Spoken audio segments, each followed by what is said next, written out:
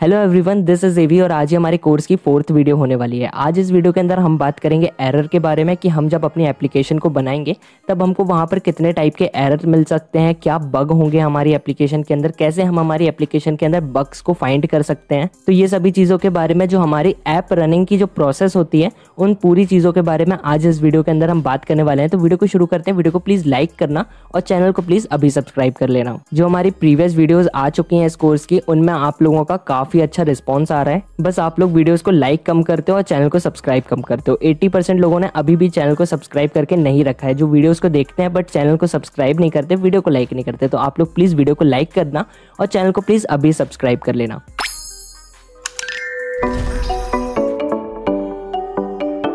सबसे पहले हम बात करते हैं कि एप्लीकेशन के अंदर कितने टाइप के एरर होते हैं या फिर कितने टाइप के बग होते हैं और इनको हम कैसे पता लगा सकते हैं कि ये बग या फिर एरर ये हमारे एप्लीकेशन के अंदर है। तो सबसे पहले हमारे पास जो भी एप्लीकेशन हम बनाते हैं, जो भी एप्लीकेशन हम एंड्रॉयड स्टूडियो पर डेवलप करते हैं, उस एप्लीकेशन को हम डायरेक्ट प्ले स्टोर पर अपलोड नहीं कर सकते या किसी भी तरह से हम पब्लिक के बीच में उस एप्लीकेशन को डायरेक्ट लॉन्च नहीं कर सकते। हमको क्या करना पड़ता है, हमारी एप्लीकेशन को पहले टेस्ट करना पड़ता है। हम हमारे एप्लीकेशन को सभी कंडीशन में रख करके टेस्ट करते हैं। उसके अंदर फिर हम बग को निकालते हैं कि कितने बग हैं, मतलब कितने एरर हैं हमारी एप्लीकेशन के अंदर। फिर उन एरर को हम सॉल्व करते हैं और फिर उसके बाद जब हमारी एप्लीकेशन सभी टेस्ट केस को पास कर जाती है, फिर उस एप्लीकेशन को हम हमारे पब्लिक के बीच में या फिर प्ले स्टोर पर पब्लिश करते हैं या अपलोड करते हैं। तो जो भी आपकी एप्लीकेशन होती है उसको पहले आपको डीबग करना पड़ता है। डीबग का मतलब क्या होता है, बग हटाना। जो भी आपके एप्लीकेशन के अंदर एरर हैं उनको हटा देना। तो जो भी एप्लीकेशन होते हैं, जो भी वेबसाइट होती है, जो भी सॉफ्टवेयर बनाए जाते हैं, उन सभी चीजों को पहले टेस्ट करना पड़ता है। उनके फंक्शन सभी सही तरीके से काम कर रहे हैं या फिर नहीं कर रहे हैं, या फिर कुछ बग्स तो नहीं है, उन सभी चीज़ों को पहले टेस्ट किया जाता है। जब वो सारे टेस्ट केसेस पास कर जाती है, फिर उसके बाद पब्लिक के बीच में लॉन्च किया जाता है उस एप्लीकेशन को या फिर उस सॉफ्टवेयर को या उस वेबसाइट को। तो जो हमारी सर्विस बेस्ड कंपनी होती हैं और जो हमारी प्रोडक्ट बेस्ड कंपनी होती है, इन सभी कंपनियों के पास उनकी एक टेस्टिंग टीम होती है जो उनके सॉफ्टवेयर को, उनके एप्लीकेशन को, उनके जो भी बनाए हुए प्रोडक्ट होते हैं उनको पहले टेस्ट करती है। हर कंडीशन में टेस्ट किया जाता है उस सॉफ्टवेयर को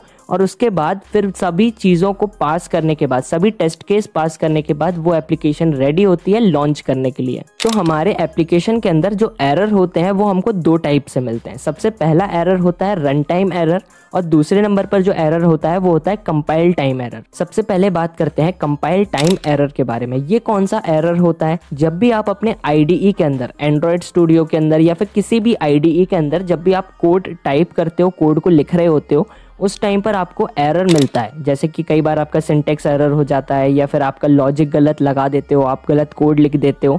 तो ये जो भी एरर मिलते हैं और आपको कंपाइल करने के टाइम पर आपकी IDE में पता चल जाते हैं वो एरर, वो सभी एरर जो होते हैं वो कंपाइल टाइम एरर होते हैं। जैसे आपने कोड लिखा अपने IDE के अंदर, ठीक है, एंड्रॉयड स्टूडियो में आपने कोड लिख दिया पूरा, और जब आपने अपनी एप्लीकेशन को रन बटन पर क्लिक करके रन किया तो आपकी IDE एकदम से आपको एक पॉपअप देती है जहां पर नीचे आपको सभी एरर दिख जाते हैं रेड कलर से कि आपके एप्लीकेशन के अंदर ये सारे एरर हैं।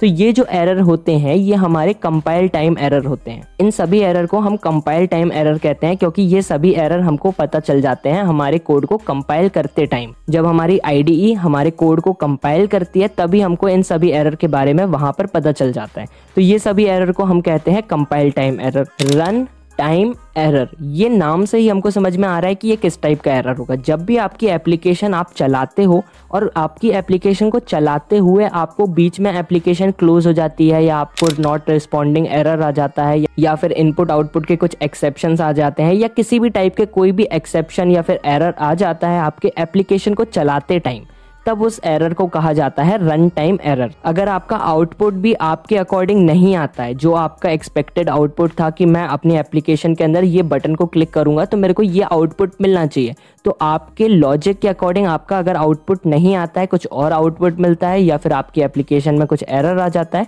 तो उन सभी चीज़ों को बोला जाता है रन टाइम एरर। अगर आपने हमारे एंड्रॉयड के प्रोजेक्ट क्रिएट करे हैं, आपने टिक टैक टो गेम अगर बनाया है या फिर एंड्रॉयड चैट एप्लीकेशन बनाई है, हमारे जो प्रोजेक्ट है ये अगर प्रोजेक्ट्स आपने क्रिएट करे तो आप लोगों को हमेशा ये प्रॉब्लम आती है कि हमारी एप्लीकेशन किसी एक पॉइंट पर क्रैश हो जा रही है, हमारी एप्लीकेशन क्लोज हो जा रही है। आप लोगों के ये जो एरर होते हैं ये रन टाइम एरर होते हैं। इन एरर को आपको पता लगाना पड़ता है आपके कोड को लाइन बाय लाइन चेक करके कि हमारी एप्लीकेशन किस पॉइंट पे जाकर के क्लोज हो रही है। आप लोग टेलीग्राम ग्रुप ज्वाइन करते हो, वहां पर आप हमसे डिस्कस करते हो, मैं आपको बताता हूँ कि आपको कैसे चेक करना पड़ेगा। तो सबसे ईजी वे यही होता है कि अगर आपको एंड्रॉयड डेवलपमेंट नहीं आती है, आपको डीबगिंग करना कंप्लीटली नहीं आता है, तो सबसे इजी तरीका आपकी एप्लीकेशन के अंदर बग को फाइंड करने का यही होता है कि आपकी एप्लीकेशन किस पॉइंट पर क्रैश हो रही है। अगर आपकी एप्लीकेशन लॉगिन स्क्रीन पर क्रैश हो रही है तो आप क्या करो, एक एक लाइन जो आपने मतलब आपके .java क्लास में या .xml क्लास में आप जो कोड को लिखते हो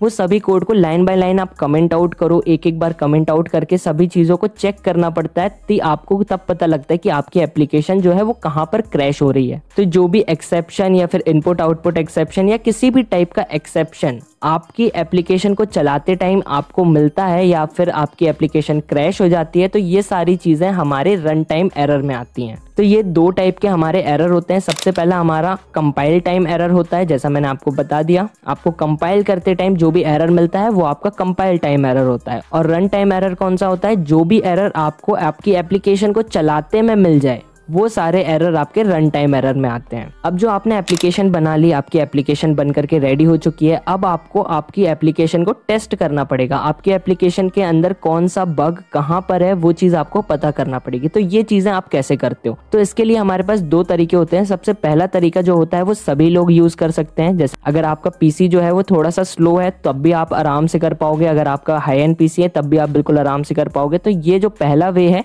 ये सभी लोग आराम से इस तरीके से अपनी एप्लीकेशन को टेस्ट कर सकते हो। सबसे पहला हमारी जो प्रोसेस होती है वो होती है ADB, इसको बोलते हैं एंड्रॉयड डीबगिंग ब्रिज। इस प्रोसेस में क्या होता है, आप अपने रियल फोन के अंदर, आपका जो एंड्रॉयड फोन है जिसको आप यूज करते हो उस फोन के अंदर आप अपनी एप्लीकेशन को इंस्टॉल करते हो। उसके बाद आप अपने फ़ोन के अंदर अपनी एप्लीकेशन को रन करते हो और उसमें चेक करते हो कि कुछ एरर तो नहीं है, कुछ बग तो नहीं है। इस वाली प्रोसेस में आप अपने एंड्रॉयड फ़ोन के डीबगिंग ऑप्शन को ऑन करके आप अपने फ़ोन को USB के हेल्प से अपने एंड्रॉयड स्टूडियो के साथ कनेक्ट करते हो और वहां पर आप अपने ऐप को अपने फ़ोन के अंदर इंस्टॉल करवाते हो डायरेक्टली एंड्रॉयड स्टूडियो के हेल्प से, और अपने एप्लीकेशन को अपने फ़ोन के अंदर रन करके देखते हो कि आपके एप्लीकेशन में कुछ रन टाइम एरर आ रहा है या फिर नहीं आ रहा है। एक एक बार आप अपने एप्लीकेशन के सभी फंक्शन को रन करके देखते हो, उसके बाद आप क्रॉस चेक करते हो। तो इस टाइप से आप अपने एप्लीकेशन को टेस्ट कर सकते हो। अगर आप बिगनर हो, आपको नहीं पता कि कैसे आपका एंड्रॉयड फ़ोन आपके एंड्रॉयड स्टूडियो के साथ कनेक्ट होता है, तो टेंशन मत लो।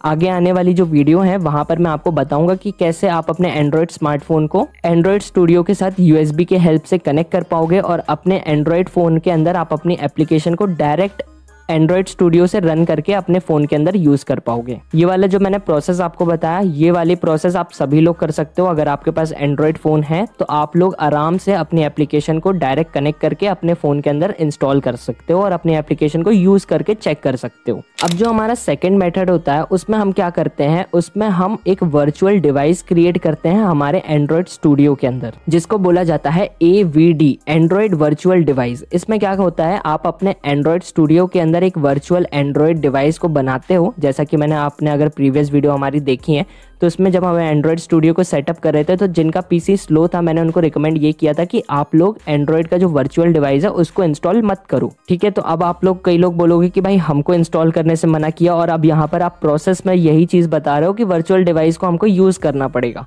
ज़रूरी नहीं है, आप वर्चुअल डिवाइस को यूज़ करो। अगर आपका सिस्टम जो है वो स्लो है तो आप अपने सिस्टम पर जो मैंने पहला मेथड बताया है कि आप अपने डायरेक्ट एंड्रॉयड फ़ोन को, रियल आपका जो फ़ोन है उसको कनेक्ट करो और अपने एप्लीकेशन को रन करो। ये प्रोसेस जो है ये उन लोगों के लिए है जिनके पास एंड्रॉयड फ़ोन नहीं है या फिर उनके एप्लीकेशन जो है वो एक एडवांस लेवल पर चल रही है, उनको अलग अलग एंड्रॉयड वर्जन पर अपनी एप्लीकेशन को टेस्ट करना है, तो वो वर्चुअल डिवाइस बना सकते हैं और उस पर अपने एप्लीकेशन को टेस्ट कर सकते हैं। तो अगर आपकी कोई एप्लीकेशन है जिसको आपको अलग अलग एंड्रॉयड वर्जन पर टेस्ट करना है, तो आपका जो फ़ोन होगा अगर एंड्रॉयड का, तो उसमें तो सिर्फ एक ही एंड्रॉयड होगा, या फिर 13 होगा, या फिर एंड्रॉयड 12 होगा, या फिर एंड्रॉयड और उससे पुराना होगा। तो कोई भी एक एंड्रॉयड आपके पास होगा। अगर आपको अलग अलग एंड्रॉयड वर्जन पर टेस्ट करना है, लाइक मार्शमैलो पर भी करना है, एंड्रॉयड 11 पर भी करना है, एंड्रॉयड 7 पर भी करना है, तब आप क्या करोगे, उस टाइम पर आप अपने एंड्रॉयड स्टूडियो के अंदर वर्चुअल डिवाइस बनाओगे अलग अलग एंड्रॉयड वर्जन्स के, और वहां पर आप अपनी एप्लीकेशन को टेस्ट कर पाओगे। लाइक अगर आपकी एप्लीकेशन जो है उसको अलग अलग स्क्रीन साइज पर भी वर्क करके देखना है आपको, तो आप उस टाइम पर वर्चुअल डिवाइस बना सकते हो। अलग अलग स्क्रीन साइज के वर्चुअल डिवाइस आपको एंड्रॉयड स्टूडियो के अंदर मिल जाते हैं, तो आप वहां पर वर्चुअल डिवाइस को बना करके अलग अलग स्क्रीन साइज के अकॉर्डिंग, अलग अलग एंड्रॉयड के अकॉर्डिंग आप अपनी एप्लीकेशन को टेस्ट कर सकते हो। तो जो बिगनर लेवल पे एप्लीकेशंस को बना रहे हो या फिर आप इस कोर्स को मेरे साथ फॉलो कर रहे हो, तो आप लोगों के लिए आपका जो एंड्रॉयड फोन है उसको कनेक्ट करके आप लोगों के सारे काम हो जाएंगे, आपको वर्चुअल डिवाइस की जरूरत नहीं पड़ेगी। और अगर आपको ऐसा लग रहा है कि मेरे को एक बार वर्चुअल डिवाइस बना करके देखना है, तो आप बिल्कुल बना सकते हो। अगर आपका पीसी स्लो चलता है तो मैं बता रहा हूँ आप वहां पर कुछ भी नहीं कर पाओगे। आप 4 बार एप्लीकेशन को खोलोगे तब जाकर के एक बार आपकी एप्लीकेशन ओपन होगी वर्चुअल डिवाइस में, और इसमें भी पता नहीं आपकी एप्लीकेशन आगे जाकर के कितनी बार क्रैश होती है। तो आपका एक्सपीरियंस अच्छा रहे एंड्रॉयड स्टूडियो को लेकर के, इसलिए मैं यहाँ पर बोल रहा हूँ कि वर्चुअल डिवाइस को मत बनाओ। तो हमारे 2 टाइप के एरर होते हैं, वो दोनों एरर आपको समझ में आया, मैंने सिंपल तरीके से बता दिया। अगर कभी आपसे आगे इन फ्यूचर कोई पूछता है कि रन टाइम एरर क्या होता है या कंपाइल टाइम एरर क्या होता है, तो आप बिल्कुल एक लाइन में बता पाओगे, ठीक है। उसके बाद हमारे पास 2 तरीके होते हैं हमारे ऐप को टेस्ट करने के, तो वो भी मैंने आपको बताया कि आप एक रियल फोन पर टेस्ट कर सकते हो या तो वर्चुअल डिवाइस पर टेस्ट कर सकते हो। अब हम बात करते हैं .apk एक्सटेंशन के बारे में। जो हमारा एंड्रॉयड होता है उसके अंदर जो ऐप होता है वो .apk एक्सटेंशन के साथ अगर होता है तभी हमारे एंड्रॉयड के अंदर सपोर्ट करता है, नहीं तो नहीं करता। अगर आप विंडोज में किसी सॉफ्टवेयर को इंस्टॉल करते हो या किसी एप्लीकेशन को इंस्टॉल करते हो, तो आपको पता होगा वो जो एप्लीकेशन हमको मिलती है वो .exe एक्सटेंशन के साथ मिलती है। तो वैसे ही आप अपनी एप्लीकेशन को जब एंड्रॉयड के अंदर इंस्टॉल करते हो तब आपको वो एप्लीकेशन जो है वो .apk एक्सटेंशन के साथ होना चाहिए, तभी वो एप्लीकेशन आपके एंड्रॉयड के अंदर सपोर्ट करेगी, नहीं तो आपके एंड्रॉयड पर वो एप्लीकेशन सपोर्ट नहीं करेगी। तो ये जो .apk एक्सटेंशन होती है ये होती क्या है, ये एंड्रॉयड के अंदर सपोर्ट तो करती है, तो इसका मतलब क्या होता है, .apk का मतलब क्या है, इसको क्यों एक्सटेंशन को लिया जाता है। यहाँ पर मैं आपको एक एग्जांपल के तरीके से बताता हूँ, तो थोड़ा सा इस एग्जांपल को ना आप apk फाइल के साथ रिलेट करना। अगर इस एग्जांपल को थोड़ा सा रिलेट करके समझोगे ना तो थोड़ा ज्यादा जल्दी और अच्छे से समझ में आएगा। तो यहाँ पर जैसे हमारे पास एक फोल्डर है जिसके अंदर डेटा है, हमारे पास वो डेटा है, वो फोल्डर जो पूरा फोल्डर है वो 3 से 4 GB का फोल्डर है, ठीक है।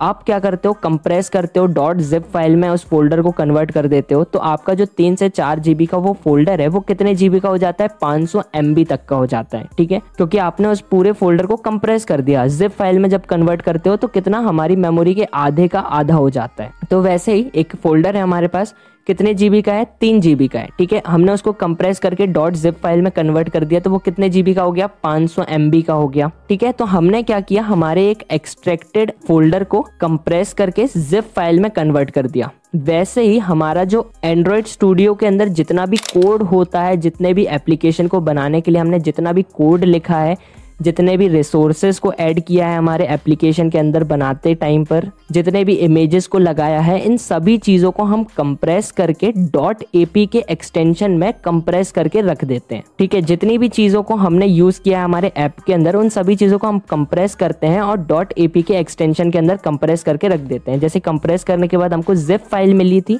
वैसे ही सभी चीजों को कंप्रेस करने के बाद हमको .apk फाइल मिली। अब क्या करना है, हमारे सभी रिसोर्स हो गए, सभी हमारे इमेजेस हो गए, जितनी भी चीजों को हमने यूज किया है हमारे ऐप को बनाने के लिए, उन सभी चीजों को हमने कंप्रेस करके एक .apk एक्सटेंशन के अंदर रख दिया, ठीक है। अब हमको जब यूज करना पड़ता है जिप फाइल को, अपने फोटोज को या जो भी डेटा है हमारी जिप फाइल के अंदर उसको निकालना होता है, तो हम क्या करते हैं, दोबारा से एक्सट्रैक्ट कर लेते हैं। एक्सट्रैक्ट करते हैं तो जितने GB का वो ओरिजिनल फाइल होती है उतने GB का एक्सट्रैक्ट होने के बाद हमारा वो फोल्डर वापस से हो जाता है। वैसे ही जब हमारे .apk जो हमारा ऐप का जो .apk फाइल बनाते हैं हम, उस फाइल को जब हमारे फोन के अंदर इंस्टॉल करते हैं, तो वो इंस्टॉल करते टाइम वो .apk फाइल हमारी एक्सट्रैक्ट होती है फोन के अंदर, और जितने भी रिसोर्स का हमने यूज किया था, उन सभी को कंप्रेस करा था हमने .apk एक्सटेंशन के अंदर, उन सभी चीजों को जब हम इंस्टॉल करते हैं तब वो सारी चीजें एक्सट्रैक्ट होती हैं इंस्टॉलेशन के टाइम हमारे फोन के अंदर, और वो एप्लीकेशन तब जाकर के हमारे फोन में इंस्टॉल होती है। तो अब आप लोगों को क्लियर हुआ होगा कि हम हमारे एप्लीकेशन को .apk फाइल में क्यों कन्वर्ट करते हैं। तो ये चीज समझ में आई। अगर आपने जिप फाइल में और ये apk फाइल में थोड़ा सा रिलेट किया होगा तो आपको ये सारी चीजें क्लियर हो गई होंगी। तो वैसे तो बहुत इजी तरीके से बताया कि सारी चीजें जो भी हम यूज करते हैं हमारी एप्लीकेशन को बनाने के लिए, उन सभी चीज़ों को कंप्रेस करके हम .apk फाइल के अंदर रख देते हैं। और जब हमको ज़रूरत पड़ती है उस एप्लीकेशन को इंस्टॉल करने की, तो उस टाइम पर हम इंस्टॉल करते हैं अपने फ़ोन के अंदर .apk फाइल को, और जो भी डेटा रहता है उसको फ़ोन के अंदर एक्सट्रैक्ट कर लेते हैं। और जैसे ही हमारा डेटा हमारे फ़ोन के अंदर एक्सट्रैक्ट होता है, हमारी एप्लीकेशन बिल्कुल परफेक्टली हमारे फ़ोन पर वर्क करना स्टार्ट कर देती है। तो जो apk एक्सटेंशन होता है वो इसीलिए होता है, ये जो एग्जाम्पल है ये सिर्फ apk के लिए नहीं है, .exe फाइल के लिए अगर हम बात करें कि .exe फाइल क्यों बनाई जाती है, तो वो भी इसीलिए बनाई जाती है कि विंडोज़ का जो भी सॉफ्टवेयर बनाने के लिए जो भी डेटा हम यूज़ करते हैं वो सभी डेटा को कंप्रेस करके .exe फाइल के अंदर रख दिया जाता है, और जब भी ज़रूरत पड़ती है तो हम एक्सट्रैक्ट कर लेते हैं हमारी exe फाइल को हमारे विंडोज़ के अंदर, तो वो एप्लीकेशन हमारी इंस्टॉल हो जाती है। तो सेम चीज़ हमारी .apk के अंदर भी होती है, .exe के अंदर भी होती है, और macOS के अंदर जो एक्सटेंशन यूज़ किया जाता है उसके अंदर भी होती है। तो आपको जिप फाइल और apk वाला जो रिलेशन मैंने बताया, जो थोड़ा सा रिलेट करके बताया, वो चीज़ आपको क्लियर हुई है या फिर नहीं हुई है, वो नीचे कमेंट सेक्शन में ज़रूर बताना। तो इस वीडियो में आज हमने क्या समझा, हमने 2 टाइप के एरर को देखा कि कौन से एरर होते हैं, हम हमारे एरर को हमारी एप्लीकेशन को कैसे टेस्ट कर सकते हैं, कैसे रन कर सकते हैं, और इसके साथ में .apk एक्सटेंशन क्या होता है, क्यों एंड्रॉयड में यूज़ होता है, किस लिए ये .apk एक्सटेंशन को बनाया गया, ये चीज़ को हमने आज इस वीडियो के अंदर समझ लिया। ये जो टॉपिक थे .apk एक्सटेंशन, इनमें के ऊपर .apk एक्सटेंशन, इसके ऊपर भी आपको क्वेश्चन करा जा सकता है। जो चीज़ मैंने आपको एग्जांपल लिया ना जिप फाइल का और apk फाइल का, ये एग्जांपल की हेल्प से आप किसी भी पर्सन को जो भी आपसे पूछे ना .apk फाइल को एक्सप्लेन कर दो, तो आप ये एग्जांपल को एक्सप्लेन कर देना, आपका जो आंसर होगा वो 100% करेक्ट होगा, क्योंकि सेम यही आंसर मैंने बहुत जगहों पर दिया है और इसी एग्जांपल को यूज करके दिया है। तो आपसे अगर कहीं पर भी पूछा जाता है कि .apk फाइल होती क्या है, एक्सप्लेन करो एग्जाम्पल के साथ में, तो आप आराम से सीधा इस एग्जाम्पल को एक्सप्लेन कर देना, आपका जो आंसर होगा वो 100% करेक्ट होगा। अब जो हमारी नेक्स्ट वीडियो होगी उसमें हम हमारे एंड्रॉयड स्टूडियो के अंदर प्रोजेक्ट को बनाएंगे, कैसे हम हमारे प्रोजेक्ट को बना सकते हैं एंड्रॉयड स्टूडियो के अंदर, वो देखेंगे। डिफरेंट एक्टिविटी मिलती है आपको, पहले से बनी हुई शॉर्टकट्स होते हैं, डिफरेंट एक्टिविटीज होती हैं एंड्रॉयड स्टूडियो के अंदर, उनको कैसे यूज किया जाता है, क्या क्या ऑप्शंस होते हैं, क्या क्या टूल्स आपको मिलते हैं, तो कंप्लीट एक्सप्लोर करेंगे नेक्स्ट वीडियो के अंदर हम हमारे एंड्रॉयड स्टूडियो को। मिलते हैं नेक्स्ट वीडियो में, जब तक के लिए stay tuned, stay safe, bye bye.